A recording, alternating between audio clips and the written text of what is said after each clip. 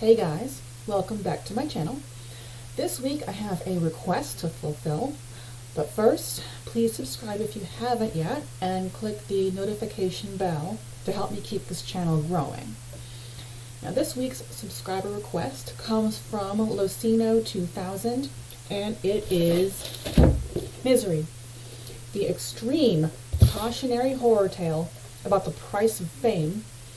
And in case you haven't read the book or seen the movie, in this story, Misery has two meanings. It's the first name of the main character in Paul's flagship book series, and it at least adequately describes his circumstances in the hands of Annie Wilkes. What the book and the movie have in common is the sequence of events. Paul wipes out in his car and wakes up in the care of Annie, his self-proclaimed #1 fan with several screws loose, a hair-triggered temper, and a penchant for violence when it comes to controlling Paul and maintaining the status quo on her turf. And Annie's rubish vernacular also mirrors itself from book to movie. What is only in the movie is the beginning. Paul is at his retreat, finishing his latest book and indulging his little ritual with the glass of champagne and a cigarette before hitting the road. Then he has this terrible accident on the icy roads, and just in the nick of time, there is someone prying that car open and performing first aid and CPR. Then the movie cuts to where the book begins. Paul is regaining consciousness to the echoing sound of "I'm your #1 fan," and comes to in Annie's home. And our first impression of Annie is that she is a compassionate nurse and an awkward fangirl. We can see that Paul is a little less than comfortable. He seems to keep her fangirling at an arm's length, but it's not long before her insanity starts showing through, leading to a book burning, some torture as punishment for daring to leave his bedroom, and reading her scrapbook.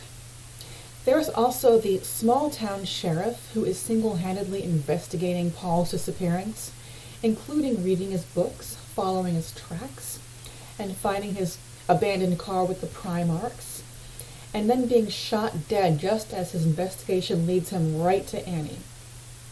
And Paul imprisoned while he completes his latest Misery story practically at knife point for Annie, leading up to the final book burning to weaken Annie and then fight for his life and be able to get away, and it's all watered down. What's only in the book is how, within minutes of waking up in Annie's care, Paul is becoming aware that he is not in a safe place and that his caregiver is unhinged. When they discuss his latest book that he had just finished before his car wreck, and she starts going off on him about profanities and starts to spill that bowl of soup, she gets even more escalated and throws it against the wall and makes a huge mess. And when she cleans it up, she gags him with the soapy water. When Paul sends Annie on a repeat shopping trip for the correct paper, and he uses that window to leave the room, he does review the same dark and unsettling news articles of deaths that surround her in her scrapbook, in addition to the articles of himself being missing and presumed dead. He also ventures further into her house and finds the kitchen in a state of squalor, overflowing trash and unclean dishes, with remnants of junk food, indicating a recent, one-sitting eating binge. When Annie discovers his key, his hidden knife, and all the evidence of his travels, she doesn't stop at just busting both of his ankles. No, she chops off one of his feet and cauterizes the stump with a blowtorch. When a sheriff's deputy visits Annie's home by himself, Paul throws an ashtray through his window to get his attention. And when Paul has the cop's attention, Annie stabs the cop through the back with a wooden cross originally used as a pet grave marker. When he doesn't die from this, she literally mows him down with her riding mower as Paul watches in terror. Paul is then moved to the basement. By then, the typewriter she bought for him has lost more than just the N key and has limited use. So he's locked in this basement dungeon, writing his latest misery book at knife point almost entirely by hand, until his dominant hand becomes swollen and cramped and beyond, and he keeps going.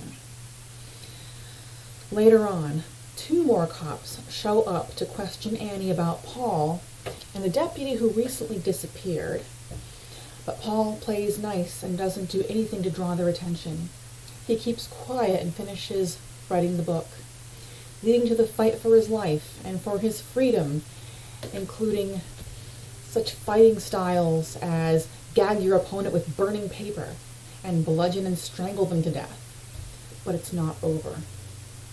Paul is stuck at Annie's house until the 2 cops come back, and he has to have one of his legs rebroken and properly set.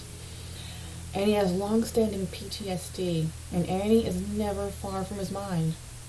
In the movie, he just has one flashback, but he seems to have moved past the ordeal. And that is it for Misery. Thank you so much for watching.